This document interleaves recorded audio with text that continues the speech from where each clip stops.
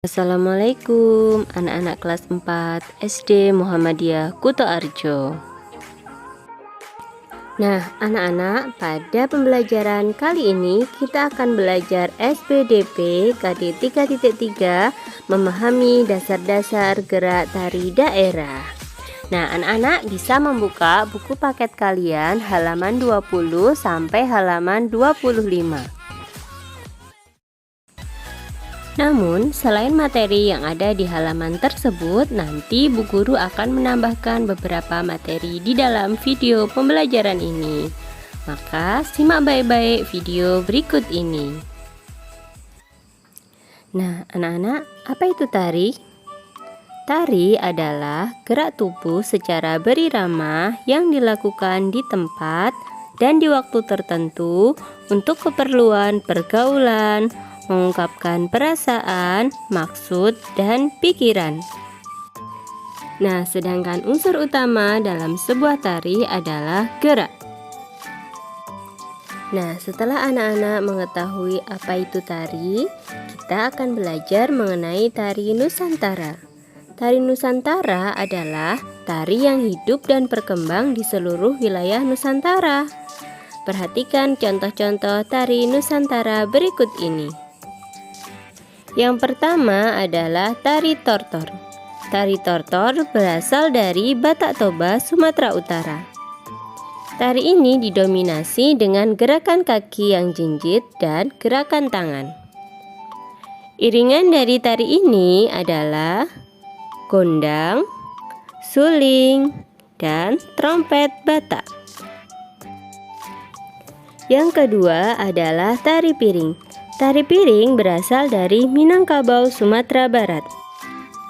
Yang membuat tarian ini populer adalah propertinya, yaitu penari yang membawa piring sambil diputar-putar sesuai dengan irama musiknya.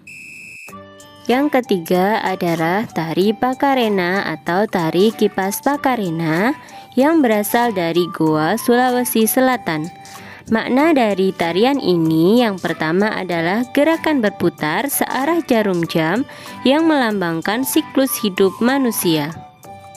Makna yang kedua adalah gerakan kipas naik turun yang melambangkan roda kehidupan manusia, yaitu kadang di atas, kadang di bawah.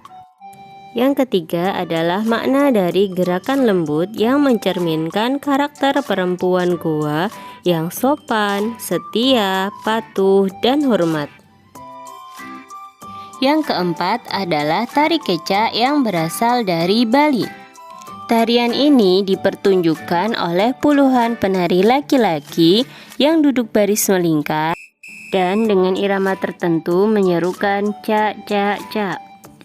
Para penari mengenakan kain khas Bali yang bermotif kotak-kotak seperti papan catur. Dan beberapa penari juga ada yang memerankan tokoh Rama, Sinta, Rahwana, hingga Hanoman. Yang kelima adalah tari Bungong Jempa yang di dalam bahasa Indonesianya berarti bunga cempaka. Tarian ini berasal dari Aceh. Tarian ini banyak menggunakan gerakan tangan dan kaki dan biasanya hanya diiringi oleh suara manusia yang berupa nyanyian. Nah, setelah anak-anak mengetahui tentang beberapa tarian daerah, kita akan belajar mengenai apa saja sih yang diperlukan untuk melakukan gerakan. Yang pertama adalah ruang. Ruang digunakan penari agar dapat digunakan untuk menentukan arah hadap, posisi, arah gerak, dan sikap. Yang kedua adalah waktu. Waktu yang digunakan berbeda-beda sesuai dengan kebutuhan gerak yang dihasilkan. Ada yang lambat, cepat, atau sangat cepat. Dan yang terakhir, yang ketiga adalah tenaga. Tenaga ringan dapat menghasilkan gerakan lembut dan lemah gemulai.